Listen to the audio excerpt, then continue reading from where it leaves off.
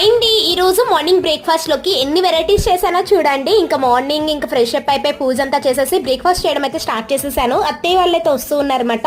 ఇంకా అత్తయ్య early morning 5 కి స్టార్ట్ అయిపోయారు. ఇంటికి వచ్చినప్పటికి 8:30 అలా అవుతుంది అనమాట. అందుకని చెప్పేసి మా వారైతే త్వరగా బ్రేక్ఫాస్ట్ చేసేలే, వచ్చిన వెంటనే ఇంకా తినేస్తారు చక్కగా అని చెప్పారనమాట. అందుకని చెప్పేసి కుడుము చేసేసి గారెలు అయితే కొంచెం రుబ్బు సెపరేట్ చేసి పెట్టారనమాట. ఆ గారెలు అయితే వేస్తున్నాను. కుడుము అయితే ఒకవైపు అవుతూ ఉందనమాట. అప్పుడు నాకైతే అసలు గారెలు వేయడం వచ్చేది కాదండి. ఇప్పుడైతే మంచిగా వేసేస్తూ ఉన్నాను. అందరికి బాగా నచ్చుతుంది కూడా. ఇగోండి అత్తయ్య వాళ్ళు కూడా వచ్చేస్తారు. అత్తయ్య ఇంటికి వచ్చినప్పటికి 8:30 అయిందనమాట.